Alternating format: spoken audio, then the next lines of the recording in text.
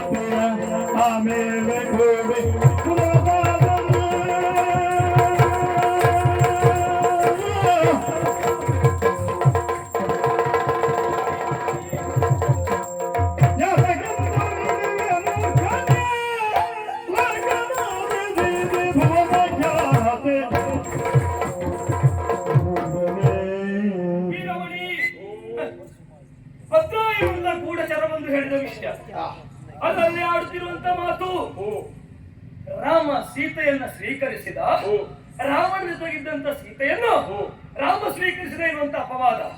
ನೀನು ಯೋಚನೆ ಮಾಡ್ಬೇಕಾದ್ರೆ ಗೊತ್ತುಂಟ, ಅವರೆಲ್ಲರೂ ಅವರ ಸಂಸಾರವನ್ನ ಉಳಿಸಿಕೊಳ್ಳಬೇಕೆನ್ನುವ ಕಾರಣಕ್ಕಾಗಿ ಯಾರು ತಮ್ಮ ಹೆಂಡತಿಯ ಮೇಲೆ ಅಪವಾದವನ್ನು ಹಾಕಿ ನಾನು ನಿನ್ನನ್ನು ಸ್ವೀಕರಿಸುವುದಕ್ಕೆ ರಾಮನಲ್ಲ ಎನ್ನುವ ಆಕ್ಷೇಪವನ್ನು ಹಾಕ್ತಾರೆ ಅಂತಾದ್ರೆ ರಾಮ ಸೀತೆಯನ್ನ ಬಿಟ್ಟದ್ದೇನೋ ಹಾಗೆ ಹೇಳಬೇಡ. ತಾನು ಇರಬೇಕಾಗಿ ಸಂತೋಷದಲ್ಲಿ ಜೀವನವನ್ನು ಸಾಗಿಸಬೇಕಾದ ಸಂತೋಷವನ್ನ ಪ್ರಜೆಗಳಿಗಾಗಿ ಬಿಟ್ಟು ಕೊಟ್ಟದ್ದು ಅಂತ ಹೇಳು. ರಾಮ ಅದನ್ನ ಮಾಡಿದ. ಮತ್ತೆ ಎಲ್ಲರನ್ನ ತೂಕ ಮಾಡಿದ ಹಾಗೆ ಅಳತೆ ಮಾಡಿದ ಹಾಗೆ ರಾಮನನ್ನ ಅಳತೆ ಮಾಡಬೇಡ. ಯಾಕೆ ಗೊತ್ತುಂಟ, ರಾಮ ಎಷ್ಟು ರಾಮನ್ ಏನು ಎನ್ನುವುದನ್ನ ಸರ್ವರು ತಿಳಿದವರಿದ್ದಾರೆ. ನೀನು ತಿಳಿಯದೇ ಇರಬಹುದು, ತಿಳಿಯಪಡಿಸ್ತೇನೆ ಕೇಳು. ರಾಮ ಯಾರು? ಯಾರು? ಮೂಲ ಪುರುಷ ಶ್ರೀಮನ್ನಾರಾಯಣನೇ ರಾಮಚಂದ್ರಮ, ಸೀತಾ ಮಾತೆಯೇ ಲಕ್ಷ್ಮೀದೇವಿ. ಅವರಿಲ್ಲಿಗೆ ಬರುವರ ಕಾರಣ ಏನು ಕೇಳಿದ್ರೆ, ಏನು? ಕೂಳ ಧನುಜರು ಲೋಕಕರ್ತರಾಗಿ ಬೆಳೆದಂತಹ ದೈತ್ಯರನ್ನು ಸಂಹಾರ ಮಾಡುವುದಕ್ಕಾಗಿ ಹಿಂದೆ ಇಂದ್ರನಿಗೆ ಅಭಯವನ್ನ ಕೊಟ್ಟಂತಹ ನಾರಾಯಣನೇ ಸೀತಾ ಸಹಿತವಾಗಿ ಭೂಲೋಕವನ್ನು ಸೇರುವುದರ ಮುಖೇನ ಲೋಕದಲ್ಲಿದ್ದಂತ ದುಷ್ಟರ ನಾಶವನ್ನ ಮಾಡಿ ಧರ್ಮವನ್ನ ಉಳಿಸುವಲ್ಲಿ ಬಂದಂತ ಆತನೇ ಮೂಲ ಪುರುಷ. ಪ್ರಕೃತಿ ದೇವಿಯೇ ಸೀತಾ ಮಾತೆ ಎನ್ನುವಾಗಿ ಹೇಳುತ್ತಾ ಇದ್ದವರು ನಾವು. ಇಷ್ಟೆಲ್ಲ ಇದ್ದಂತ ಶ್ರೀರಾಮಚಂದ್ರಮ ಅಗ್ನಿ ಜ್ವಾಲೆಯಲ್ಲಿ ಪರೀಕ್ಷೆಯನ್ನ ಮಾಡಿ ಪಡೆದದ್ದು ಸೀತೆಯನ್ನ ಸತ್ಯ. ರಾಮನಿಗೂ ಗೊತ್ತುಂಟು ಸೀತೆ ಪರಿಶುದ್ಧಳು ಎನ್ನುವ ಹಾಗೆ. ಪ್ರಜೆಗಳಿಗೋಸ್ಕರ ತನ್ನ ಸಂತೋಷವನ್ನ ಧಾರೆ ಎರೆದವನು ಶ್ರೀರಾಮಚಂದ್ರಮ ಇದ್ದಾನೆ. ಶ್ರೀರಾಮಚಂದ್ರ ದೇವರು ಅಂತ ಹೇಳುವುದಕ್ಕೆ ಒಂದೇ ಒಂದು ನಿದರ್ಶನ ಸಾಕು. ಏನು? ಅಗ್ನಿ ಪರೀಕ್ಷೆಯಲ್ಲಿ ಬಂದವರು ನೀ ನಂಬಿದ ಪರಮೇಶ್ವರ, ಬ್ರಹ್ಮದೇವ, 30 ಕೋಟಿ ದೇವತೆಗಳು, ಮನು ಮುನಿಗಳು, ದಶರಥ ಚಕ್ರವರ್ತಿ ಎಲ್ಲರೂ ಬಂದ ಆ ಸಮ್ಮುಖದಲ್ಲಿ ಯಾಕೆ ಹೀಗೆ ಮಾಡುತ್ತಾ ಇದೆಯಾ ರಾಮಚಂದ್ರಮ ಎನ್ನುವ ಹಾಗೆ ಕೇಳಿದ. ಆ ಕಾಲಕ್ಕೆ ರಾಮನೇ ಹೇಳಿದನಂತೆ, ನಾನು ಕೇವಲ ಮನುಷ್ಯ, ದಶರಥನಿಗೆ ಮಗನಾಗಿದ್ದ ರಾಮಚಂದ್ರಮ ಮಾತ್ರ, ಮತ್ತೆ ನನಗೆ ಗೊತ್ತಿಲ್ಲ, ನೀವು ಹೇಳಬೇಕು ಎನ್ನುವ ಹಾಗೆ. ಆಗ ಬ್ರಹ್ಮದೇವನೇ ಹೇಳಿದಂತೆ, ಪ್ರಥಮ ಸೃಷ್ಟಿಕರ್ತ ಯಾರು ಕೇಳಿದ್ರೆ ನೀನು, ಪಾಲನಕರ್ತ ಯಾರು ಕೇಳಿದ್ರೆ ನೀನು, ಹೆಚ್ಚೇನು ಏಕಾದಶ ರುದ್ರದಲ್ಲಿ 8ನೇವನೇ ನೀನು, ರಾಮಚಂದ್ರಮ ನೀನು ದೇವನಿದ್ದೀಯಾ, ವೈಕುಂಠ ವಾಸಿಯಾದಂತ ನೀನೇ ಕಾರ್ಯಾರ್ಥಿಯಾಗಿ ಧರೆಗಿಳಿದು ಬಂದವನಿದ್ದೀಯಾ. ನೀನು ದೇವಾರಾಮ ಎನ್ನುವ ಹಾಗೆ ನೀ ನಂಬಿದ ದೇವ ಬ್ರಹ್ಮದೇವನ ಸಹಿತ ಒಪ್ಪಿಕೊಂಡಿದ್ದಾನೆ. ನಿನ್ನ ದೇವನೇ ರಾಮನನ್ನ ದೇವರು ಅಂತ ಒಪ್ಪಿದ ಮೇಲೆ ನಿನಗೆ ಒಪ್ಪುವುದಕ್ಕೆ ಏನಪ್ಪ? ಅಲ್ಲ, ಈಗ ದೇವ ಮಾನವ ರಾಮನು, ಮಾನವ ದೇವರಾಮನು, ದೇವನೇ ಮಾನವನಾಗಿ ಬಂದದ್ದು. ಈಗ ಕಟ್ಟಿದ ವೇಷಕ್ಕೊಂದು ಮರ್ಯಾದೆ ಉಂಟಲ್ಲ, ಉಂಟು ಉಂಟಲ್ಲ, ಉಂಟು, ಇರಬೇಕಲ್ಲ. ಉಂಟು. ತಾನು ಇಂತಹ ಒಂದು ರೂಪ ಧಾರಣೆಯನ್ನು ಮಾಡಿದ ಮೇಲೆ ಆ ವ್ಯಾಪ್ತಿಯನ್ನು ಬಿಟ್ಟುಕೊಡುವುದಕ್ಕಾಗೋದಿಲ್ವ? ರಾಮ ಇಲ್ಲಿ ದೇವರು ತಿಳ್ಕೊಳ್ಳಿದ್ದಲ್ಲ. ಹಾಗಾದ್ರೆ ನಾ ಕೇಳುವುದು ಅದನ್ನೇ. ಏನನ್ನ? ಈಗ ಯಾವುದೋ ಒಂದು ಕಾರ್ಯಕ್ಕಾಗಿ ತಾನು ಮಾನವನಾಗಿ ಕಾಣಿಸಿಕೊಂಡ ಮೇಲೆ ತಾನೇ ದೇವರು ಅಂತ ಹೇಳಿಕೊಳ್ಳುವಲ್ಲಿ ಏನಿದೆ ಅರ್ಥ? ಮತ್ತೆಂತದ್ದು ಜಗತಿ ಸಮಸ್ತರೊಡೆಯ ಎನ್ನುವ ಶಬ್ದದ ಅರ್ಥ ಎಂತದ್ದು? ಅದು ರಾಮ ಹೇಳಿದಲ್ಲ ಪುಣ್ಯಾತ್ಮ, ರಾಮನಿಗೆ ದೇವಾನು ದೇವತೆಗಳು ಹೇಳಿದ್ದು. ಅಲ್ಲ, ನಾನು ಈ ಲೇಖನವನ್ನು ಕೇಳುವುದೀಗ. ಲೇಖನದ ವಿಧಿ ಇರುವುದು ಹಾಗೆ ಬರ್ತದ. ಹೌದು, ಹಾಗೆ ಬರೀಲಿಕ್ಕೆ ನಾವು ಒಪ್ಪಿದವರು. ಈಗ ಜಗತಿ ಸಮಸ್ತರೊಡೆಯನು ಅಂತ ಹೇಳುವ ವಾಕ್ಯ ಎಲ್ಲಾ ಶ್ವಮೇಧದಲ್ಲಿ ಬರೀಲಿಕ್ಕೆ ವಸಿಷ್ಠರ ನಿರ್ದೇಶನ ಏನಂತ? ವಸಿಷ್ಠರ ಹೇಳಿದ್ದು ಏನಂತ? ಹೀಗೆ ಮಾಡುವ ಶ್ವಮೇಧ ಎನ್ನುವಾಗ ಅವರ ನಿರ್ದೇಶನ ಆಗಿದೆ. ಜಗತಿ ಸಮಸ್ತರೊಡೆಯ ಅಂತ ಹೇಳಿದ್ರೆ ದೇವಾದಿದೇವ ಅಂತಂದ್ರೆ ತಾತ್ಪರ್ಯ. ದೇವಾದಿದೇವನೇ ಹೌದು ಅಂತ ಇದ್ರೆ ಒಬ್ಬ ದೇವರಿಗೆ ಪಾಪ ಉಂಟಾ? ಇಲ್ಲ. ಪಾಪ ಇಲ್ಲದೆ ಇದ್ರೆ ಉಂಟು ಅಂತ ಹೇಳಿದ್ರೆ ದೇವರಿಗೆ ಪಾಪ ಇಲ್ಲ. ಮತ್ತೆ ದೇವನಾದವನು ತಾನು ಮಾನವ ಎನ್ನುವಾಗಿ ಹೇಳಿಕೊಂಡು ಹಾಗಾದ್ರೆ ಈಗ ಮನುಷ್ಯನೋ ದೇವರು? ರಾಮ ಮನುಷ್ಯನೋ ದೇವರು? ರಾಮ ದೇವರು. ರಾಮ ದೇವರು. ದೇವರಾದ್ರೆ ಪಾಪ ಉಂಟಾ? ರಾಮನಿಗೆ ಪಾಪ ಉಂಟಲ್ಲ, ಅದು ಮಾಡಿದ ಯಾಕೆ? ಈಗ ರಾವಣನ ಕೊಂದ, ರಾವಣ ರಕ್ಕಸನಾದ್ರು, ರಾವಣ ಬ್ರಾಹ್ಮಣ ಅಲ್ವಾ? ಬ್ರಾಹ್ಮಣನ ಕೊಂದಂತ ರಾಮನಿಗೆ ಪಾಪ ಇಲ್ಲದಿದ್ದರು ಪ್ರಜೆಗಳಾಗಲಿ ಜಗತ್ತಿನವರಾಗಲಿ ಬ್ರಾಹ್ಮಣನನ್ನ ಕೊಂದವರಿಗೆ ದೋಷ ಪರಿಹಾರ ಮಾಡಿಕೊಳ್ಳಬೇಕಾಗಿಲ್ಲ ಎನ್ನುವ ಹಾಗೆ ಅವರು ಭಾವಿಸಬಾರದಿರುವ ಕಾರಣಕ್ಕಾಗಿ ಮುಂದಿನವರು ಬ್ರಹ್ಮಹತ್ಯಕ್ಕೆ ಇಂಥದ್ದು ದೋಷದ ನಿವಾರಣೆಗಾಗಿ ಇಂಥ ಕಾರ್ಯವನ್ನು ಮಾಡಲೇಬೇಕು. ಹಾಗಾದ್ರೆ ಮಾನವನಾಗಿ ತಾನು ಮಾಡಿದಂತಹ ಕರ್ಮದಲ್ಲಿ ದೋಷ ಉಂಟು ಅಂತಾದ್ರೆ ಅದನ್ನು ತೊಳೆಯುವುದಕ್ಕೊಂದು ಕರ್ಮವನ್ನು ಕೈಗೊಂಡಿದ್ದಾರೆ. ಮಾನವರು ಮಾಡಬೇಕೆನ್ನುವ ಕಾರಣಕ್ಕಾಗಿ ಮಾನವರಾದವರು ಮಾಡಬೇಕು ಎನ್ನುವುದು ಮಾನವನಾಗಿಯೇ ಹುಟ್ಟಿ ಮಾನವ ಲೋಕಕ್ಕೆ ಕೊಡುವ ಸಂದೇಶವೇ ಹೌದು ಅಂತ ಇದೆ. ಹಾಗಾದ್ರೆ ಇವ ಮಾನವನೇ ಅಂತಾಯ್ತು. ಮಾನವನಾಗಿ ತಾನು ಮಾಡಿದ ಕರ್ಮಕ್ಕೆ ಇರುವಂತಹ ಫಲವನ್ನು ತೊಳೆಯುವುದಕ್ಕೆ ಮಾನವರಿಗೆ ಕೊಡಬಹುದಾದಂತಹ ಸಂದೇಶವನ್ನು ಮಾನವರಾಗಿ ತೋರಿಸ್ತಾ ಇದ್ದಾರೆ. ಹಾಗಾದ್ರೆ ದೇವರಲ್ಲ. ನಾವು ಒಪ್ಪಿದ್ದೇವೆ ದೇವರು. ನೀನು ಒಪ್ಪ. ನಾವು ಒಪ್ಪಿದ ದೇವರು ಯಾರು ಗೊತ್ತಾ? ಹೊರನು ಬ್ರಹ್ಮಾಂಡ ಕೊಡೆಯಲು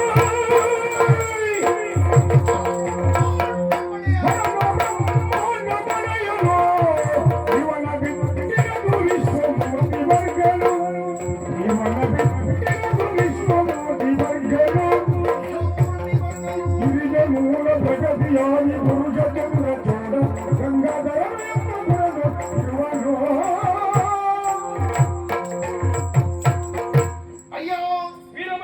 ಈ ಪ್ರಪಂಚದಲ್ಲಿ ದೇವರು ಯಾರು ಕೇಳಿದ್ರೆ ಯಾರು? ಅವ ಈಶ್ವರ. ಯಾಕೆ ಕೇಳು? ಅವನೇ ಹೇಳಿದಂತೆ ರಾಮನಿಗೆ ನೀನು ದೇವರು ಅಂತ. ಇಂಥದ್ದು ನಾಟಕದಲ್ಲಿ ಕೆಲವರು ನಿನ್ನ ದೇವರು ಮಾಡಿದ್ದೆ ನಾಟಕದ ನೀನು ನನ್ನ ದೇವರು ಮಾಡಿದ್ದಲ್ಲ, ನನ್ನ ದೇವರು ಮಾಡಿದ್ದೇ ಹೌದಾದ್ರೆ ಈ ಪ್ರಪಂಚದಲ್ಲಿ ಸರ್ವಾನುಮತದಿಂದ ಸರ್ವೇಶ್ವರನಾದಂತಹ ಪರಶಿವನನ್ನು ಪರಮದೇವರು ಅಂತ ಒಪ್ಪಿಕೊಳ್ಳುವುದು. ಹಾಗಾದ್ರೆ ಈಶ್ವರ ಹೇಳಿದ ಸುಳ್ಳ? ಏನು ಅಂತ? ರಾಮದೇವರು ಅಂತ. ಏನು ಅಂತ ಹೇಳಿದ್ದಾರೆ ಅಂತ ಯಾರಿಗೂ ಗೊತ್ತು. ಈಗ ರಾಮ ಮನುಷ್ಯನಾಗಿ ಇರಬಹುದು, ಆದ್ರೆ ಪ್ರಪಂಚದಲ್ಲಿ ಪ್ರತಿಯೊಬ್ಬನು ಭರ್ಗನಾದ ಸದಾಶಿವನನ್ನು ಸರ್ವದೇವರು ಅಂತ ಒಪ್ಪಿಕೊಳ್ಳು.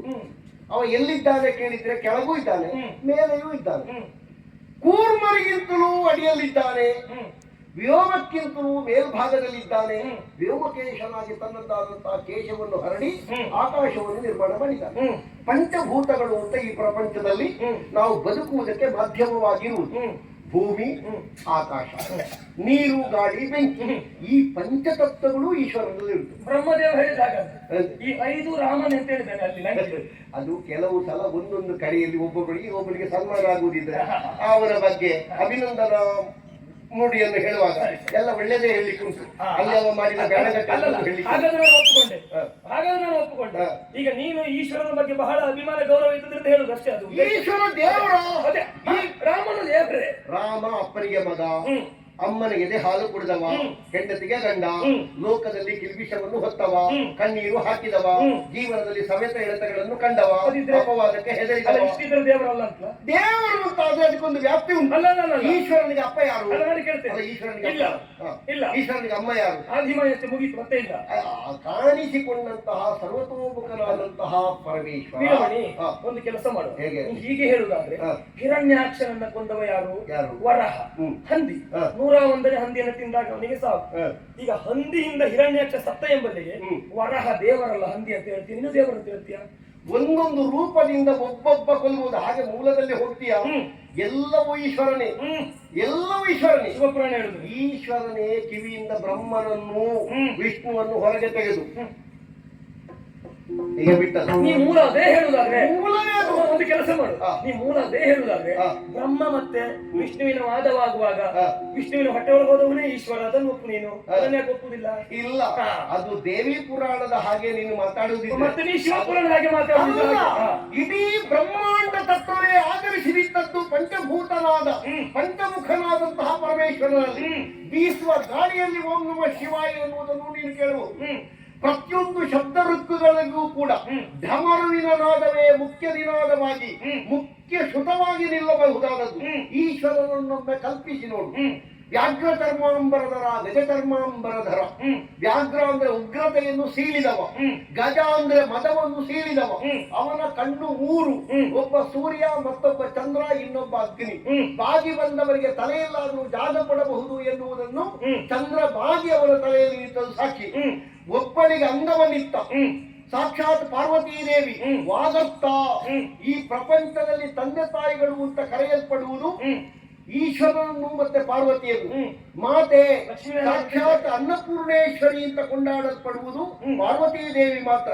ಅಂತಹ ಸದಾಶಿವನನ್ನು ಸರ್ವಕಾಲದಲ್ಲಿಯೂ ಆರಾಧನಾ ಭಾವದಿಂದ ದೇವರು ಅಂತ ಒಪ್ಪಿ ನಮ್ಮ ಪುರದಲ್ಲೇ ಅವನನ್ನು ಭಜಿಸುತ್ತಾ ನಮ್ಮ ಪುರರಕ್ಷಕನಾಗಿ ನಿಂತಿರುವಂತಹ ಪರಮೇಶ್ವರನ ಸಾನ್ನಿಧ್ಯ. ಅನ್ನಪೂರ್ಣೇಶ್ವರಿಯ ಪ್ರಕರಣವನ್ನೇ ತೆಗೆದುಕೊಳ್ಳುವುದಾದ್ರೆ ಬ್ರಹ್ಮನ ಕಪಾಲವನ್ನ ಹಿಡಿದ ಈಶ್ವರ ಕೊನೆಗೆ ಹೋಗಿ ತನ್ನನ್ನ ಕಾಪಾಡಿ ಎನ್ನುವಾಗೆ ಬೇಡಿಕೊಂಡದ್ದು ಎಲ್ಲಿ? ಅನ್ನಪೂರ್ಣೇಶ್ವರಿ. ಕೊನೆಗೆ ಅನ್ನ ಕೊಟ್ಟದ್ದು ಅನ್ನಪೂರ್ಣೇಶ್ವರಿ. ಅದು ಬೇಡ, ಈ ಕಪಾಲ ವಿಮೋಚನೆ ಆದದ್ದೆಲ್ಲಿ? ಅದು ನಾರಾಯಣನಲ್ಲಿ, ವೈಕುಂಠದಲ್ಲಿ. ಸ್ವಲ್ಪ ನಿಲ್ಲ. ಕಷ್ಟ ಬಂದಾಗ ವಿಷ್ಣುವಿನ ಮೊರೆ ಹೋದವ ಈಶ, ಅದೇ ವಿಷ್ಣುವೇ ರಾಮ. ಹಾಗಾಗಿ ಅವನು ಇವ ದೇವ ಅಂತ ಒಪ್ಪಿದ್ದು ಲಂಕೆಯಲ್ಲಿ, ನೆನಪಿರಲಿ. ಪ್ರಥಮವಾಗಿ ನಾರಾಯಣನ ಅವತಾರ ಎಂತದ್ದು? ಹೌದು. ಎಂತದ್ದು? ಯಾರದ್ದು? ಪ್ರಥಮ ನಾರಾಯಣ ಮತ್ಸ್ಯಾವತಾರ. ಈ ಮತ್ಸ್ಯಾವತಾರ ಅವತಾರ ಆದದ್ದು ಹೇಗೆ? ಸೀಳಿದ್ದು ಪರಮೇಶ್ವರ. ಹೌದಾ? ವೇಷ ಕಟ್ಟಿದ್ರೆ ಬಿಚ್ಚಲಿಕ್ಕೆ ಇವ ಹೋಗ್ಬೇಕು. ಈಶ್ವರನಿಗೆ ಅದರಿಂದ ಒಂದು ಹೆಸರು ಉಂಟು. ಎಂತದ್ದು? ಏನು? ಏನು? ನಿನ್ನ ದೇವರು. ಹೇಳು. ನಿನ್ನ ದೇವರು ಸೀಳಿದ್ದು ಅಂತ ಗೊತ್ತಾಗ್ತದೆ, ಹೆಸರು ಗೊತ್ತಾಗುದಿಲ್ಲ. ಅವನು ದೊಡ್ಡದು ಮಾಡಿ ಕೊಟ್ಟದಲ್ಲ, ಅವನು ಸಣ್ಣ ಮಾಡಿ ಕೊಟ್ಟದ್ದು ಅಲ್ಲ. ಸೀಳಿ ವೇಷವನ್ನ ಬಿಚ್ಚಿದವನೇ. ಆ ಸೀಳಿದ್ದಕ್ಕೊಂದು ಹೆಸರು ಉಂಟು. ಆ ಮುಳ್ಳಿನ ಮಾಲೆಯನ್ನು ತಾನು ಧರಿಸಿದ್ದರಿಂದ ಕಂಕಾಳಧರ ಅಂತ ಪರಮೇಶ್ವರನಿಗೆ ಹೆಸರು.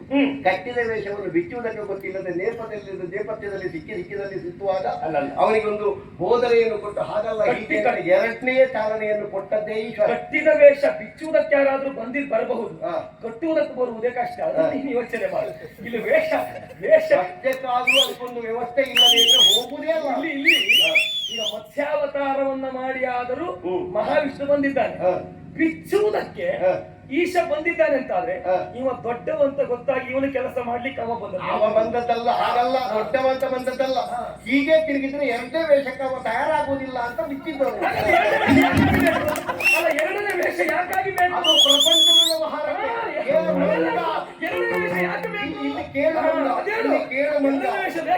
ಈ ನಿಮ್ಮ ಜಾತಿಗೆ ಒಂದು ಸ್ವಭಾವ ಉಂಟು, ಹಿಡಿತದ್ದನ್ನು ಬಿಡದೆ ಇರುವ ಸ್ವಭಾವ. ನೀನು ಅದನ್ನು ಗಟ್ಟಿ ಹಿಡ್ಕೊ. ಈಶ ನಿನಗೆ ಮರುಳು, ನೀನು ಏನ್ ಬೇಕಾದ್ರೂ ಹೇಳು. ಈಶ್ವರ ದೇವರು ಅಲ್ಲ, ಈಶ ನಿನಗೆ ಮರುಳು, ಈಶ್ವರನೇ ದೇವರು. ನಿನಗೊಂದು ಮಾತು ಕೇಳಲ್ಲ, ನೀನು ಸತ್ಯ ಹೇಳ್ಬೇಕು. ನೀ ಬಂದದ್ದು ಯಾಕೆ? ನಾನು ಬಂದದ್ದು ಸಂಧಾನ. ಏನು ಹೇಳೋದಕ್ಕೆ ಬಂದದ್ದು? Hey!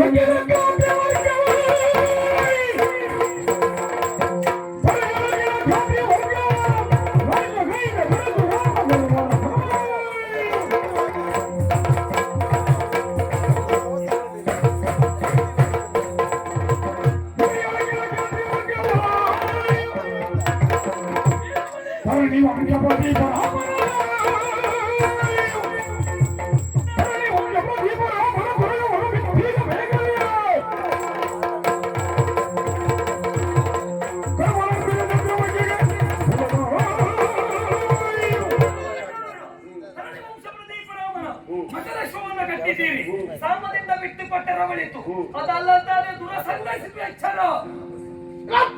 ಬಂಧಿಸಿದ ಹಯವನ್ನು ಬಂಧಿಸಿದ ಹಯವನ್ನು ಬಿಡಲಾಗಿಲ್ಲ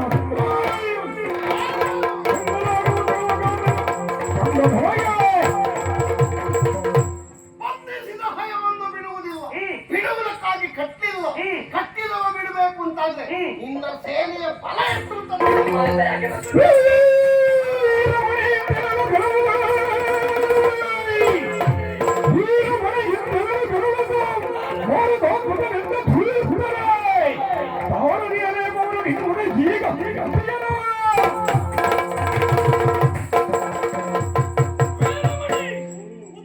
ಉತ್ತರವನ್ನ ಕೊಟ್ಟ ನಿನ್ನನ್ನ ಪಾಟೀಲು ಕೊಲ್ತಾ ಇದ್ದೆ, ಅದೆಲ್ಲ ಶಿಕ್ಷಿಸಿ ಆದ್ರೂ ಅಶ್ವ ಬಿಡಿಸಿಕೊಂಡು ಹೋಗ್ತಾ ಇದ್ದೆ. ಮಾಡ್ಬೋದು. ಏನು ಮಾಡೋಣ ಹೇಳು? ಸಾರದಿಗೆ ನೇಮವನ್ನು ಶತ್ರುಘ್ನ ದೇವ ಯುದ್ಧ ಮಾಡೋದಕ್ಕೆ ಅಪ್ಪಣೆ ಕೊಡ್ಲಿಲ್ಲ ನನಗೆ. ಅಲ್ಲ, ನಿನಗೆಲ್ಲ ನೇಮ ಕೊಟ್ರೆ ನೇಮ ಕೊಡಬೇಕಾದದಕ್ಕೆ ಯಾವಾಗ ಪುಣ್ಯಾತ್ಮ ಅದಲ್ಲ, ಸ್ವಲ್ಪ ಬುದ್ಧಿ ಬರಲಿ ಎನ್ನುವ ಕಾರಣಕ್ಕಾಗಿ ಇಲ್ಲಿಗೆ ಸಂಧಾನಕ್ಕೆ ಕಳುಹಿತ್ತು. ಮತ್ತೆ ಉತ್ತರ ಕೊಡುವ ಶತ್ರುಘ್ನ ದೇವ, ನಾನಿನಗೆ ನೀತಿ ಮಾತನ್ನ ಮಾತ್ರ ಹೇಳು, ಆಮೇಲೆ ಉತ್ತರ ಕೊಡುವ ಶತ್ರುಘ್ನ ದೇವ ಇದ್ದಾನೆ. ನಿನಗೆ ಅಷ್ಟೇ ಕೆಲಸ. ಅದನ್ನು ನಿನಗೆ ಉತ್ತರ ಕೊಡುದು ಮಾತ್ರ. ಇವತ್ತು ನಿನ್ನಲ್ಲಿ ಮಾತನಾಡುದು ಮಾತ್ರ ಕೆಲಸ ನನಗೆ. ಮತ್ತೆ ಇಲ್ಲ, ನಿನಗೆ ಹೊಡಿಲಿಕ್ಕೆ ಅವ ಇದ್ದಾನೆ. ಈ ಪ್ರಸಂಗದಲ್ಲಿ ನಿನ್ನ ಕೆಲಸ ಮುಗಿಯಿತು. ನನ್ನ ಕೆಲಸ ನಿನ್ನಲ್ಲಿ ಮಾತನಾಡಿದ್ರೆ ಮುಗಿಯಿತು. ಮತ್ತೆ ನೀನು ಅಧಿಕ ಪ್ರಸಂಗ ಮಾಡಿ ನಿನ್ನ ಪರವಾಗಿ ಯಾರಾದ್ರೂ ಬಂದ್ರೆ ಮತ್ತೆ ಮಾತಾಡ್ಬೇಕು. ನನ್ನಲ್ಲಿ ಮಾತಾಡಿ ನಿನ್ನದ್ದು ಮುಗಿಯಿತು. ನಿನ್ನಲ್ಲಿ ಮಾತಾಡಲಿ, ನಿನ್ನಲ್ಲಿ ಮಾತಾಡಿ ಮುಗಿತು. ನಿನ್ನಲ್ಲಿ ಮಾತಾಡಿ ನನ್ನಲ್ಲಿ ಮಾತಾಡಿ ನಿನ್ನದ್ದು ಮುಗಿಯಿತು. ನನ್ನದು ಮುಗಿದೆ. ನನ್ನದು ನೀ ಮಾತಾಡಿದ್ರೆ ಮತ್ತೆ ಉಂಟು. ಆಯ್ತು, ನಿನ್ನ ಯಾರು ಬರ್ಲಿಕ್ಕೆ ಉಂಟು? ನೀನು ಮಾತಾಡಿದ್ರೆ ಮತ್ತೆ